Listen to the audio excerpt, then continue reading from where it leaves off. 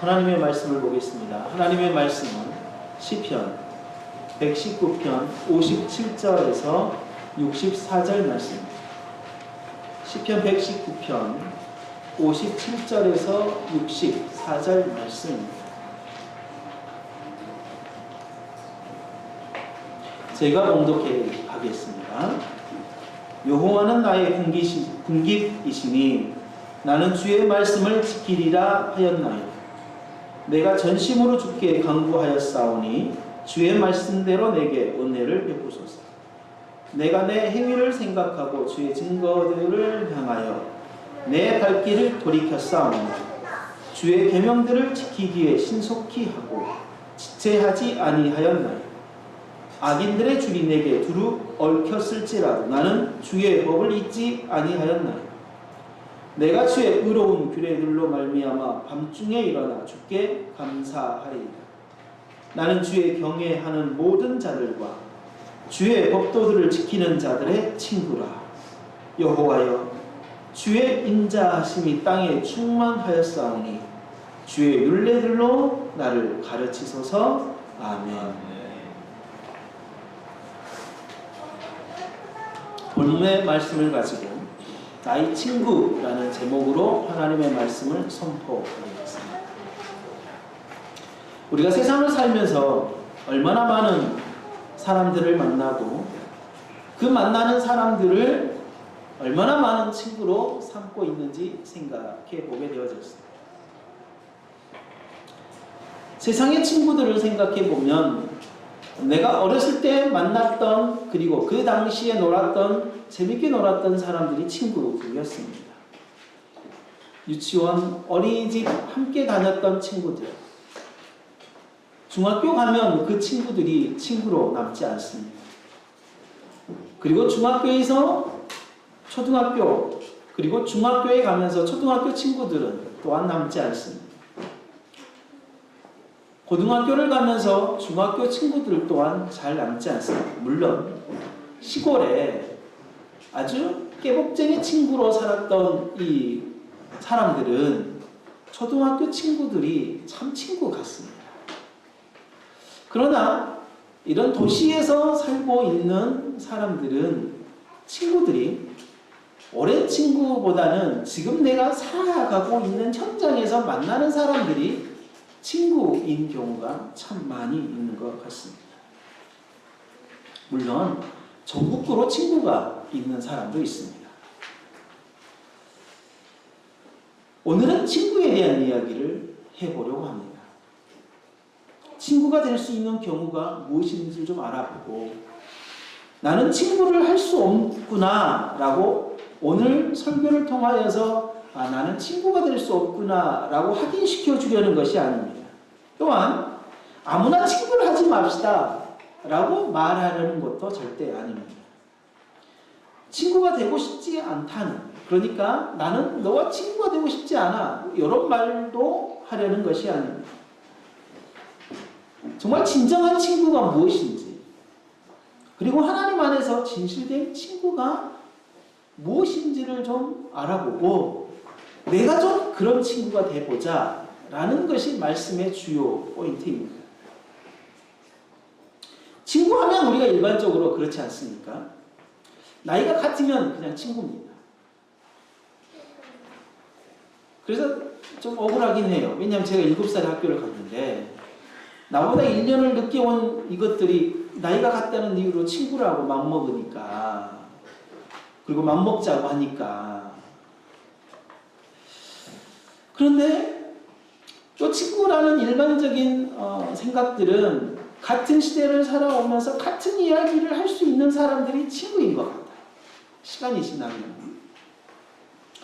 그래서 함께 있었던 일들을 아주 재미있게 나누고 추억을 좀 함께 나누는 사람들이 친구라는 개념들이 있는 것 같아요. 또한 자신이 겪고 있는 어려움을 이렇게 서스럼 없이 정말 털어놓을 수 있는 친구.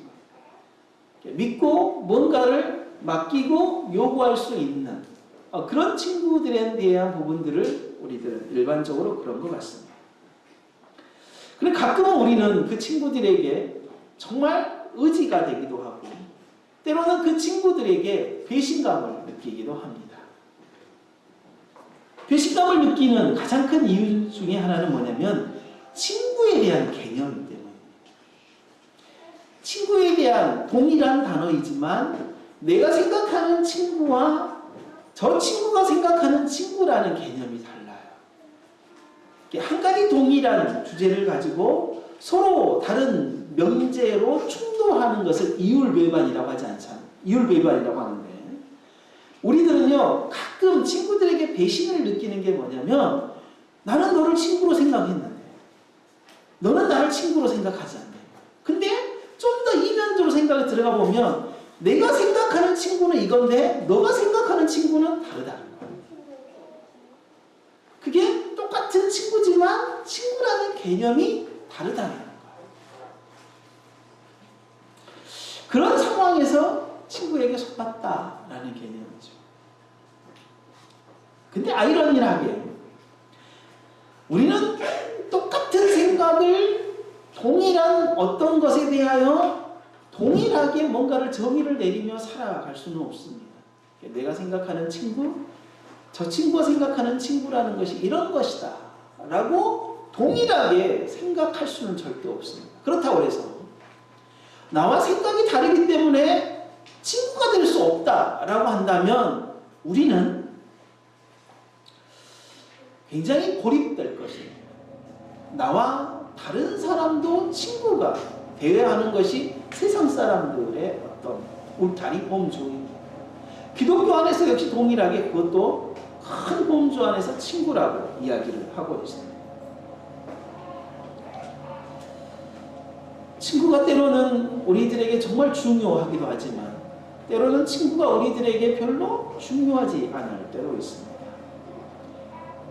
결국은 친구라는 개념이 나라는 데서부터 출발을 할 때에 정의되어지는 개념과 친구가 타인이라는 개념, 그러니까 타자라는 개념에서 정의될 때의 개념이 완전히 다른 거예요. 기독교는 철저하게 나 중심이 아니라 타자 중심에서 친구를 요구하고 있고 또한 친구가 되기를 원하고 있고 되어주기를 원하고 있다라는 것입니다.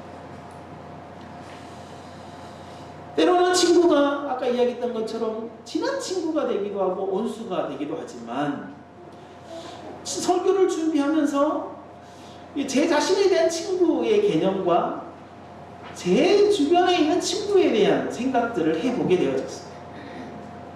어떤 친구들은 나로 하여금 도전을 주기도 합니다. 어떤 친구들은 나를 교묘하게 정말 내가 생각하지도 못한 상황으로 나를 끌고 가버리기도 합니다. 그래서 때로는 친구를 가려서 사귀어야 되는 부분들에 대해서도 생각해 보기도 하지만 그럼에도 불구하고 그 불쌍한 영혼을 내가 어떻게 품어줄까라고 생각하기도 하게 되었습니다. 그러면서 성경에서는 그럼 친구를 뭐라고 이야기하고 있을까라고 생각해 보았습니다. 그것에 대한 고민의 첫 번째가 뭐였냐면 가장 주 원인이 뭐였냐면 다윗이 나의 친구라. 나는 63절에서 나는 주를 경외하는 모든 자들과 주의 법도들을 지키는 자들의 친구라 라는 이 구절이 계속해서 나를 자극하게 만들었고 이 구절을 중심으로 앞뒤 문맥을 살펴보니까 말씀을 바라고 또 시편 119편의 전체가 말씀을 말하는 장이고 또한 특히 이 시편 이 구절 57절과 64절의 구절에서는 말씀을 내가 어떻게 지켜야 하는지에 대하여 좀 구체적으로 명시되어져 있는 네 구절이 나오게 되었습니다. 그러면서 성경에서 이야기하는 친구가 무엇일까에 대한 이야기를 해보게 되었습니다. 출애굽기 33장 11절에 보니까 사람이 그 친구와 이야기함과 같이 하나님께서 모세와 이야기하였다라고 그렇게 이야기를 해요. 하나님께서 우리들에게 말씀하실 때 친구와 대면하듯 말씀하셨다. 친근감 이런 건 아니겠죠. 친근감이라기보다는 하나님께서 친구에게 우리가 이야기할 수 있는 사람, 자연스럽게 이야기하고 그 다음에 아무런 허물 없이 이야기를 하고 그리고 정말 누구에게든지 이렇게 당당하게 막 이야기하는 것이 아니라 내 친구에게 정말 내가 할 수 있는 이야기들이 있지 않습니까? 그러나 친구가 아닌 사람에게 친구처럼 이야기하는 것은 좀 생뚱맞지 않겠습니까? 그런 것처럼 하나님께서 모세에게 이야기할 때에는 정말 당연히 내가 하고자 하는 사람에게 하는 거예요. 당연히 내가 그렇게 라고 이야기하는 모습이라는 거예요. 그래서 하나님은 우리들을 친구로 생각하신다 라고 했을 때에 하나님이 우리들에게 하신 모든 이 성경의 말씀은 친구인 나에게 하신 말씀이다 라는 거예요. 친구인 나에게 하신 말씀. 이 친구는 구약 성경에서도 뭐라고 명시하고 있냐면 생명을 나누는 자가 친구다라고 이야기를 해요. 신명기 13장 6절에 너와 생명을 함께한 친구가 라고 그렇게 이야기를 해요. 너와 함께 생명을 함께한 친구가. 근데 이 구절은 경고 구절이에요. 너와 생명을 함께한 친구가 너에게 죄를 짓자고 하더라도 말씀을 따르라. 이렇게 말씀하시거든요. 그러니까 우리가 세상에 어떤 관계여도 하나님의 말씀보다 우선하는 관계가 없다라는 거예요. 하나님의 말씀보다 우선하는 관계. 친구의 관계에 있어서도 가장 우선되어야 되고 가장 중요하게 해야 되고 본질적으로 친구의 관계의 가장 모습을 잘 드러내는 것은 하나님과 나의 관계다. 하나님과 나의 관계 속에서 다른 사람과의 친구의 관계를 형성해 가야 된다라고 그렇게 이야기를 하고 있는 것입니다. 친구 중에는 좋은 친구만 있는 게 아니에요. 신명기 말씀처럼 우리를 죄 가운데 유혹하는 사람도 있고요. 실질적으로 죄를 지으라고 이야기하는 사람도 있습니다. 다윗의 아들 가운데 그러니까 두 번째 다윗은 8명의 아내가 있었고 그 이상의 아내가 있었습니다. 첫 번째 아내였던 이 미갈은 자식이 없었어요. 그래서 두 번째 아내가 있었는데 그 아내에게 암논이라는 아들이 있었어요. 그 암논은 첫째 아들입니다. 이 암논이 있었는데 네 번째 부인에게서 난 압살롬이 있었고 그 압살롬의 여동생인 미갈, 다말이라는 아주 굉장히 이쁜 딸이 있었습니다. 그런데 이 암논이 이 다말을 사랑했어요. 정말 사랑했어요. 그래서요, 그러니까 이 사랑아리가 엄청 심해서요. 식음을 전폐하는 삶을 살아가고 있을 때 요나답이라는 친구가 이 암논에게 와서 야, 뭐 그럴 필요 있냐. 내가 방법 하나 알려주겠다. 너희 아버지가 네가 아픈 상황에서 병문안 왔을 때 다윗이죠. 너희 아버지가 오면 청을 뭐냐. 제가 다말의 음식을 먹으면 낫겠습니다. 청을 해라. 그리고 그 아버지가 너의 청을 반드시 들어줄 거고 아버지가 다말에게 그러하도록 말하면 다말이 너에게 오지 않겠냐 라고 이제 그렇게 하고 그때에 너가 하고 싶은 대로 해라. 그리고 실제 해요. 그리고 이 다말을 그날 이후로 버려버려요. 성경에는 뭐라 하냐면 그가 사랑할 때보다 다말을 미워하는 것이 훨씬 더 깊었다라고 성경을 표현합니다. 성경은요 친구들을 이야기할 때 우리들에게 정말 좋은 친구도 있고 정말 우리들에게 죄를 지으라고 유혹하는 친구도 있고 실제적으로 그 죄 가운데로 끌고 가는 친구도 있어요.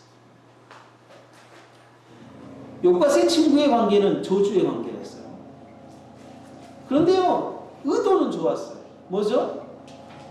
정말 힘들고 고통스러워하고 있는 욥을 위로하고 그에게 정말 하나님과의 관계를 회복시켜 주려는 의도였어요. 그런 마음을 가지고 친구들에게 다 하는데 결국은 뭐냐? 서로 조조하는 관계가 됩니다. 다니엘과 세 친구는 믿음의 관계였습니다. 우리들이 정말 현실 속에서 가장 본받을 만한 친구의 관계예요. 또 어떤 친구들을 이야기하고 있냐면 신약으로 넘어오면 헤롯과 빌라도가 예수님을 죽이려고 한 그날 서로 친구가 돼요. 자신의 목적을 달성하기 위하여 그냥 친구를 맺습니다. 그리고 그 목적을 이루면 친구의 관계에서 해제시킵니다.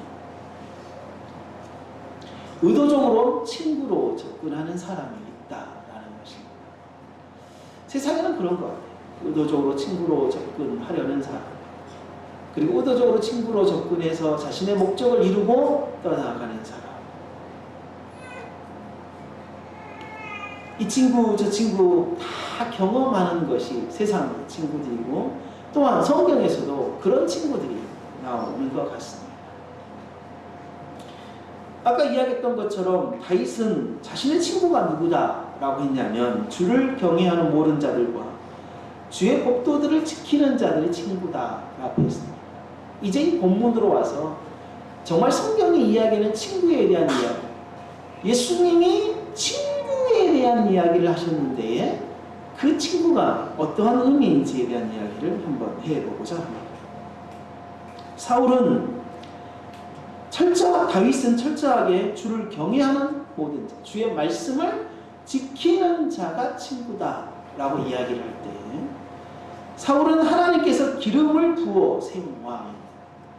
사울은 하나님께서 기름을 부어 세운 왕입니다. 그래서 사람이 그 사울을 함부로 죽이거나 함부로 해할 수 없다는 것이 하나님의 뜻이고, 또 그것을 지켜야 한다는 것이 다윗의 생각이었습니다. 그리고 실제 자신의 부하들에게도, 그리고 자신도 다윗을 죽일 수 있는 상황에서 사울을 죽일 수 있는 상황에서 사울을 죽이지 않았습니다. 그런데 사울이 전쟁터에서 그가 죽습니다. 그렇게 죽고 난 3일이 지난 다음에 아말렉 청년이, 그때 당시에는요 전쟁이 너무 자주 일어났어요. 그러니까 전쟁이 자주 일어나니까요, 그 전쟁이 끝난 그 전쟁터에 가면 죽은 시체들이 널려 있어요.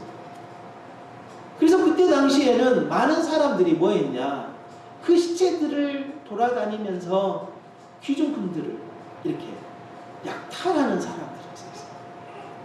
이게 지금은 어떻게 그럴 수 있겠냐라고 하지만 그때 당시 그게 현실이었어요. 그게 현실이에요. 그 현실에 대한 부분들을 인정을 해야 될 수 있지. 그런데 아말렉 청년이 그 전쟁터에 돌아다 보니까 사울이 죽어 있는 거야. 실제 살아있을 수도 있었어요. 그러나 죽었다고 봐야 될 것 같아요.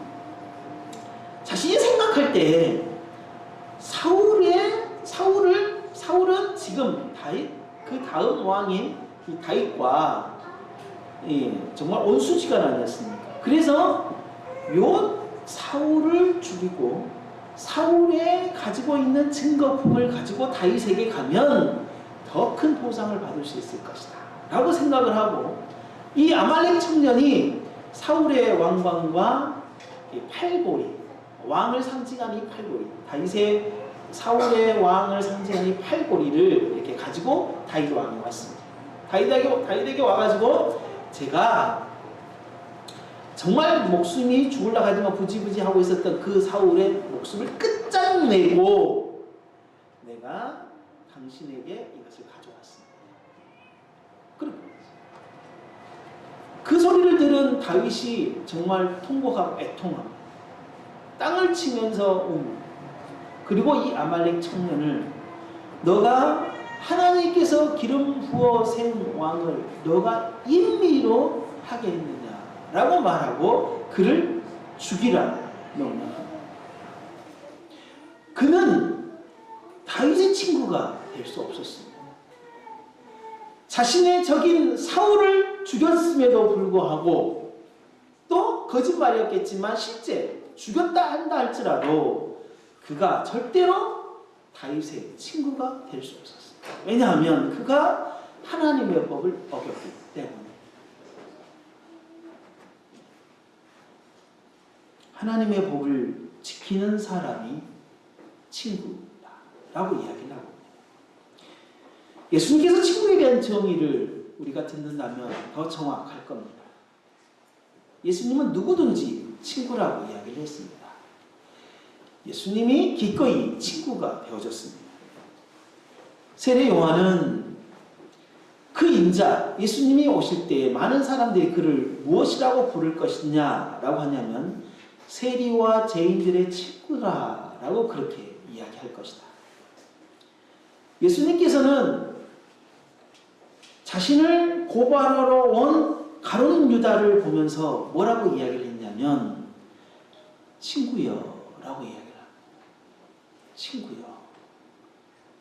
그랬을 때 가룟 유다가 예수님을 손을 붙잡았을 때 군사들이 저 사람이 예수구나 라고 하고 잡는 증거를 보여줬습니다.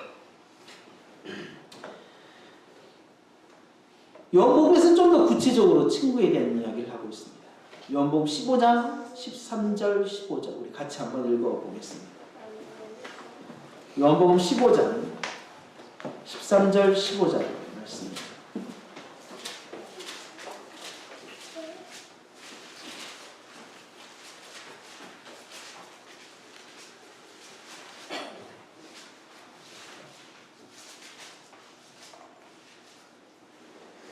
같이 읽겠습니다. 시작. 사람이 친구를 위하여 자기 목숨을 버리면 이보다 더 큰 사랑이 없나니 너희는 내가 명하는 대로 행하면 곧 나의 친구라. 이제부터는 너희를 종이라 하지 아니하리니 종은 주인이 하는 것을 알지 못함이라.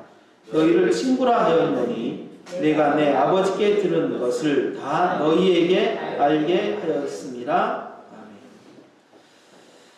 사람이 친구를 위하여 자기 목숨을 버리면 이보다 더 큰 사랑이 없나니. 예수님도 자신의 목숨을 친구들을 위하여 기꺼이 내어주셨다라고 말씀하십니다. 그리고 친구라라고 이야기하면서 너희들이 나의 친구가 될 수 있는 것은 나의 명대로 행하면 친구가 될 것이다 라고 이야기합니다. 나의 명대로 행하면 친구가 될 것이다. 믿음의 친구란 그렇습니다. 말씀을 지키는 자들이 친구입니다. 오늘 본문에서는 말씀을 부단히 지키려고 노력하는 사람들이 나옵니다. 다윗은 이들에게 자신의 친구라고 이야기합니다. 그런데 친구라는 것은요, 모름지기 쌍방입니다. 나도 그에게 친구가 되어야 하고 나도 친구가 필요하다는 것입니다. 그러므로 이 믿음의 친구란 결국 내가 믿음의 친구가 되어야 하며 믿음의 친구가 되어 주어야 한다라는 것입니다. 내가 믿음의 친구이지 않으면 믿음의 친구가 될 수 없을 뿐만 아니라 믿음의 친구를 얻을 수 없다는 구조입니다. 내가 믿음의 친구가 되어야 해요. 그런 사람들이 누구냐? 59절입니다. 내가 내 행위를 생각하고 주의 증거들을 향하여 내 발을 돌이켰사오니.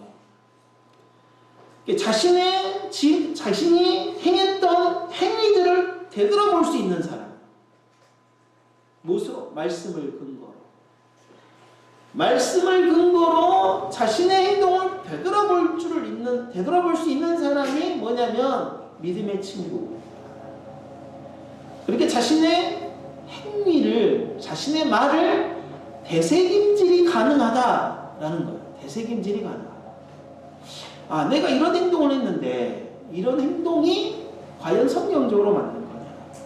이런 말을 했는데 과연 성경적으로 맞는 거냐? 이런 겁니다. 자신이 어떤 말을 했고 어떤 행동을 했는지를 실제 모르고 있다면 이만큼 비참한 일은 없습니다. 그것이 다른 사람에게 그렇게 상처를 주고 정말 다른 사람을 힘들게 한다라는 사실을 분명하게 인식하지 못하는 것은 정말 비참하고 힘든 일일 수밖에 없습니다. 그런데 우리는 자기 자신을 잘 돌아보는 사람들이 있습니다. 맞습니다. 정말 잘 돌아봐요. 그런데 자기 자신을 정말 잘 돌아보는 것으로만 끝나는 사람이 있어요.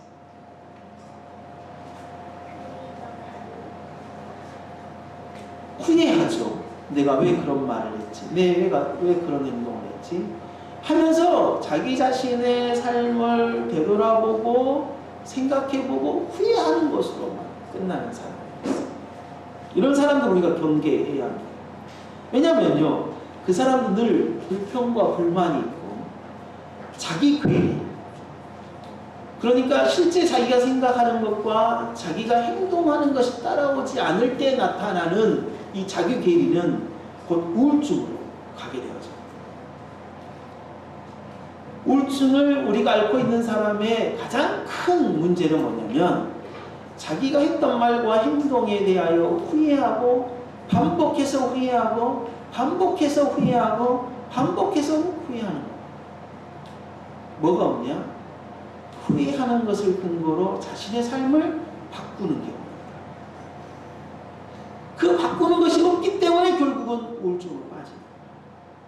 그래서 다윗은 뭐라고 이야기하냐면 내가 내 행위를 생각하고 뭐라면 주의 증거들을 향하여 내 발을 돌이켰다라고 이야기를 합니다. 이게 필요합니다. 정말 믿음의 친구는 자신의 말과 자신의 행동을 되돌아보면서 말씀에 근거하여 되돌아보면서 말씀이 그것이 아니다 라고 하면 자신의 행동을 되돌이키는 일까지 해가야 된다는 거예요. 이 되돌이키는 일을 하지 않을 때에 나타나는 엄청난 큰 일이 정말 많습니다. 자신이 했던 말과 행동이 말씀과 다르면 철저하게 바꾸어 나아가는 것이 중요합니다. 그리고 실제 바꿔가야 돼요. 60절에는 그거보다 좀 더 진보적인 말씀을 합니다. 뭐냐면 주의 계명을 지키기, 그러니까 주의 증거들을 향하여 내가 내 발길을 돌이키는 요 행위에 대하여 어떻게 요구하고 있냐면 주의 계명들을 지키기 신속하고 지체하지 아니하였느니라. 그러니까 하나님의 말씀을 따라서 내 행동과 내 말이 아니다 라고 싶은 그러한 판단이 되었을 때 내 말과 행동을 말씀으로 되돌릴 때에 어떻게 해야 되냐? 신속하고 지체하지 말라라는 것입니다. 왜냐면요, 두 가지 측면에서 그렇습니다. 마귀의 유혹은요 정말 치밀하고 끈질기기 때문에 내가 후회를 했어요. 내가 말을 잘못했구나. 내가 행동을 잘못했구나. 말씀과 이게 잘못되어졌구나. 되돌이켜야 되겠구나 하고 되돌이키려는 요 상황을요 좀 우리가 이렇게 시간텀을 줄 수 있잖아요. 시간텀을 줄 수 있어요. 시간텀을 줄 수 있기 때문에 요 시간텀을 주는 것은요, 요것은 내가 아무리 철저하게 회개하고 아무리 내 자신을 정말 쳐내리고 그리고 철저하게 내가 그렇게 살아가겠다라고 마음을 다짐하고 또 다짐하고 또 다짐해도 문제가 될 수 있는 게 뭐냐면 시간이 지체가 되어지면 마귀의 유혹은 이미 우리들의 어떠한 선까지 넘어가 버려요. 우리가 다짐한 그것이 이미 넘어서 버려요.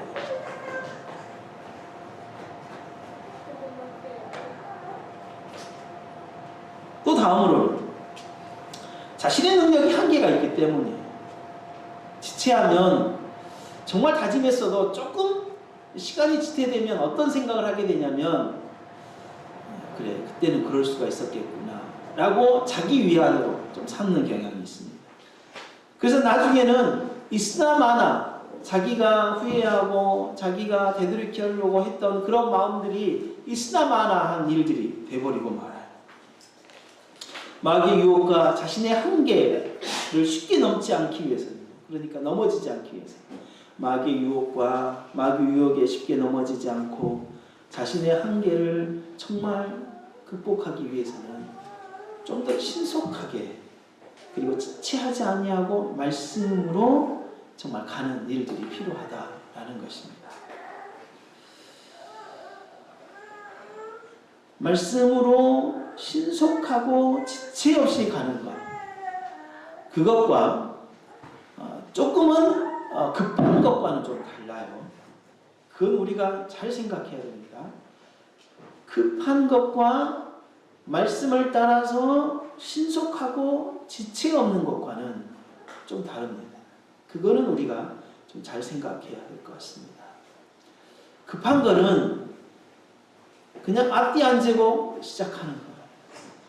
그러나 신속하고 지체 없는 말씀은 좀 더 신중함이 가미되어져 있고, 그것을 통하여서 좀 예의가 있고 좀 더 우리가 내 자신과 상대방에 대하여 이렇게 여유가 있고 자비와 긍휼함이 그리고 사랑이 좀 배어져 있을 수 있습니다.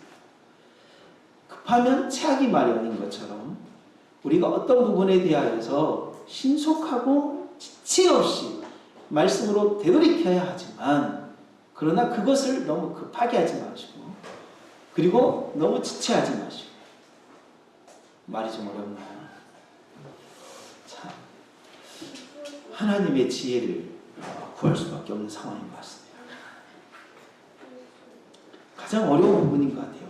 저에게는 솔직히 말씀으로 권면해야 할 상황과 말씀으로 치고 가야 할 상황 속에서 정말 즉각적으로 반응하는 것과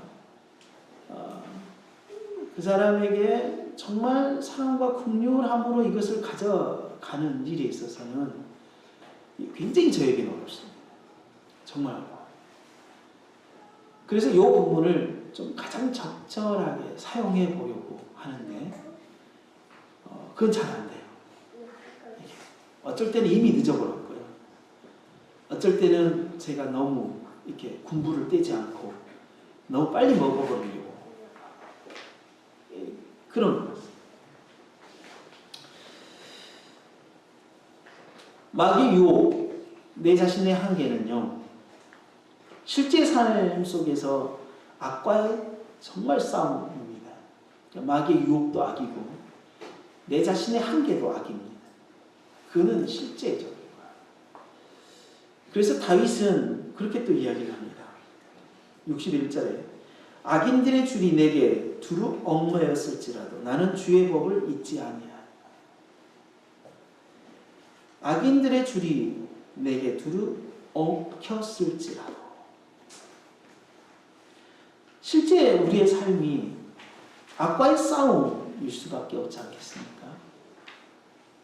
늘 넘어지는 사람이 아닌, 그러니까 악과 싸움에서 늘 넘어지지 않는 그런 사람들과 우리가 좀 친구가 되어야 되고, 또 내가 그런 친구가 좀 돼야 될 것 같습니다. 악의 공격을 다윗은 악인들이라고 표현했습니다. 옛날 성경은요, 이거를 무리들이라는 표현을 썼어요. 무리라는 자체가 다수잖아요. 근데 그 무리에다가 들자를 써서, 성경은 실제 그렇게 들자를 써서 엄청나게 많은이라는 표현을 썼어요. 그러니까 내 삶이 그래요. 내 삶을 살아가는 일에 있어서요, 이 악인들, 그러니까 악한 것들이요, 한두 가지가 아니에요. 그러니까 하나를 넘으면 끝날 것 같지만 그러지 않아요. 그 모든 것들을 다 이길 수 있는 유일한 방법은 말씀이지만, 말씀으로 철저하게 무장되어지는 것이 그 모든 악들을 다 이기는 것이 맞아요. 그런데 실제 우리가 체감하는 것은 정말 내 앞에는 악들밖에 없는 거예요. 실제 체감. 그러니까 우리가 겨울에 실제 온도하고 체감 온도가 있잖아요. 그런 것처럼. 그러니까 하나님의 말씀을 가지고 우리가 말씀을 듣는 이 체감과 실제적으로 삶의 현장에서 느끼는 체감이 다르다는 거죠. 거기에서 느끼는 어떤 간격에서 오는 것이 믿음이 약한 사람들은 엄청나게 크게 얻고 믿음이 강한 사람은 그 간격을 많이 줄였을 거고 그렇지 않겠어요. 그래서 뭐라고 이야기하냐면 악인들의 줄이 내게 두루 얽혔다라고 그렇게 이야기해요. 두루 얽혔다. 이 말은 악인들의 줄은 덫을 위한 올가미. 그러니까 사방팔방으로요 올가미가 있는 거예요. 그 사방팔방에 올가미가 있다라는 표현이죠. 그러할 때에도 역시 동일하게 뭐하겠다. 내가 주의 법을 잊지 않겠다. 주의 법대로 주의 법을 붙들고 있으면 그 올가미가 보이겠다는 뜻 아니겠어요? 네. 우리가 실제적인 삶 속에서 이것도 올가미, 저것도 올가미. 그러면 어떻게 살아가겠어요? 그러잖아요. 근데 실제 그런 거예요. 내가 정말 욕과 같은 친구들은 계속해서 나를 올가매는 올가미들 아니에요. 그들도 그 전에는 의로운 친구들이었고 믿음의 친구들이었을 텐데 그랬을 거예요.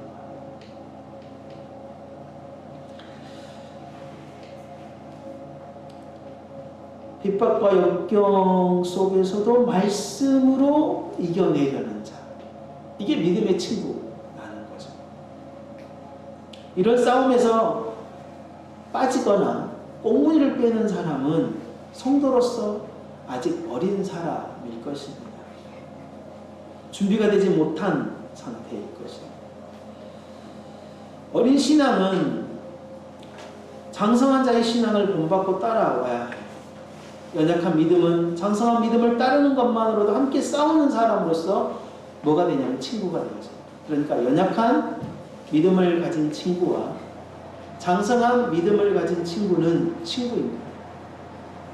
장성한 믿음을 가진 친구는 연약한 믿음을 가진 친구에게 정말 길잡이가 되어주고 연약한 믿음을 가진 친구는 장성한 믿음을 가진 친구의 뒤를 따라가야 합니다.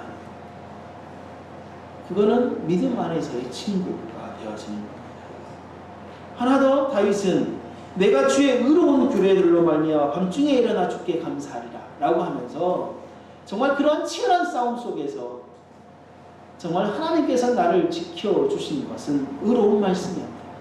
감사합니다. 이렇게 고백할 줄 아는 사람, 하나님을 전적으로 신뢰할 줄 아는 사람, 이게 믿음의 친구다라는 거죠. 겸손한 사람은 강합니다. 겸손한 사람은 믿음이 장성한 사람입니다. 신뢰가 되고 의지가 됩니다. 이런 사람들.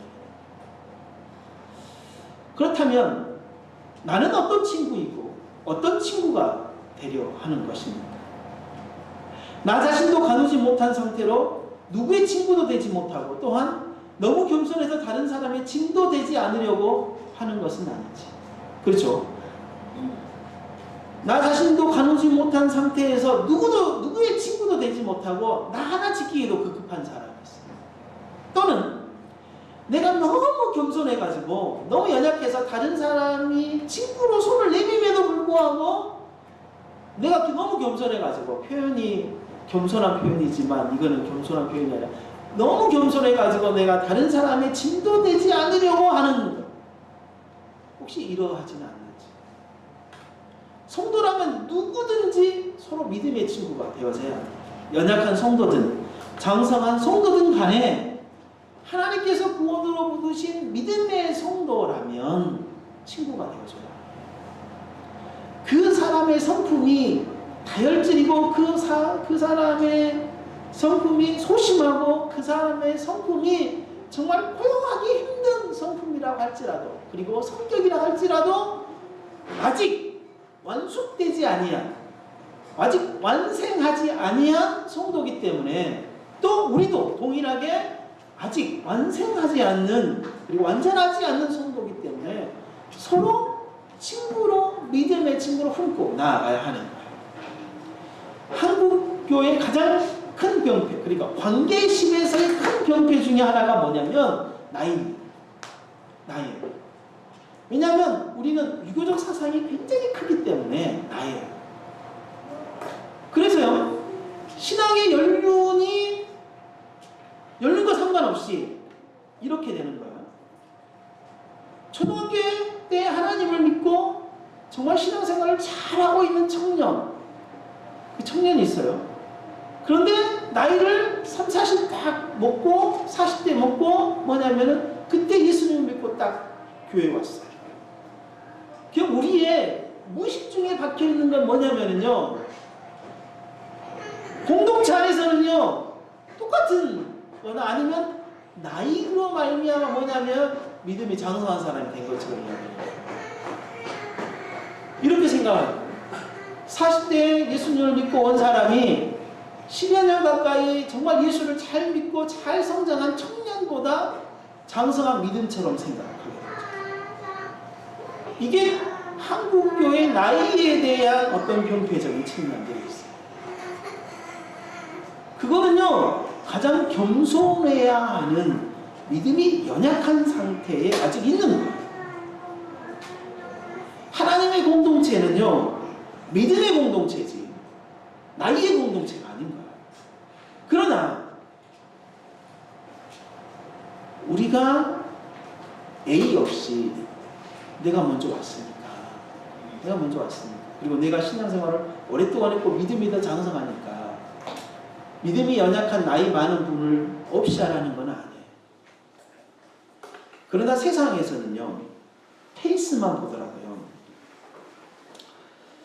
실력이요 뭐냐 곧 윗사람이에요.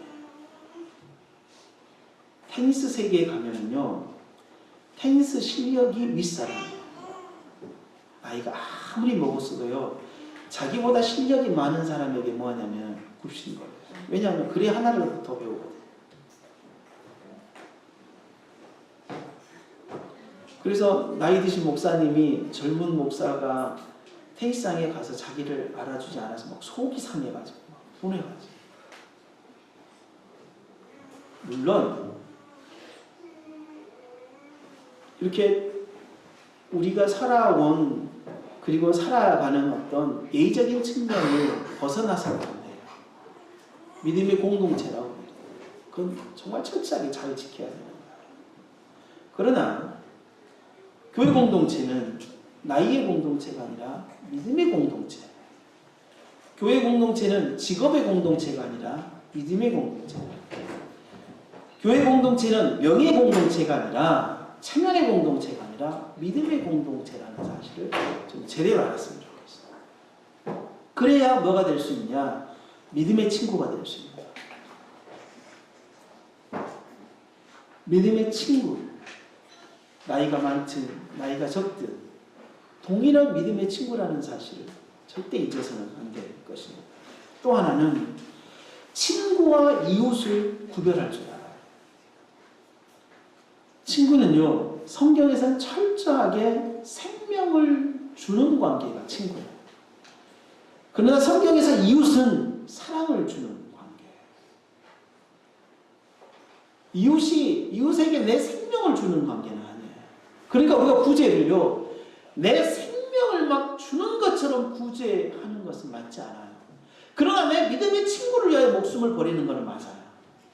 정말요. 내 체면도 버리고 내 목숨도 버리고 내 자존심도 다 버리는 게 맞다 이 말이에요. 그러나 이웃은 그러지 않아요. 사랑의 대상이에요. 성경은 엄밀하게 좀 구분을 하고 있어요. 그만큼 믿음의 공동체가 중요한 거죠. 이 믿음의 공동체는 곧 주께서 하나님께서 친구를 대하듯 말씀하신 공동체입니다. 친구에게 말씀하듯 하시는 공동체. 나는 주를 경외하는 모든 자들과 주의 법도들을 지키는 자들의 친구라. 나는 친구입니까? 곧 나는 믿음의 친구입니까? 그리고 우리는 모두 믿음의 친구입니까? 목숨을 내어주신 예수님께서 우리에게 친구가 되어주신 것처럼 언약 공동체 한 성도 한 성도가 오직 하나님만을 경외하고 하나님 말씀만을 지키는 친구가 되기를 원합니다. 악한 무리가 우리를 넘어뜨리려고 사방팔방 쳐놓은 올가미에 넘어지지 않고 거뜬히 심판의 날까지 함께 갈 믿음의 친구로서, 믿음의 동역자로서 우리가 서로 친구의 관계, 믿음의 친구의 관계가 되어지는 우리 모두가 되시기를 바랍니다. 함께 기도하겠습니다.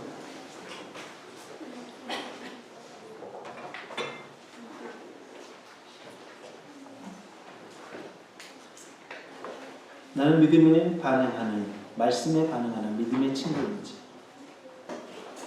그 믿음의 친구로서 어떤 삶을 살아가기를 원하는지 함께 기도하도록 하겠습니다.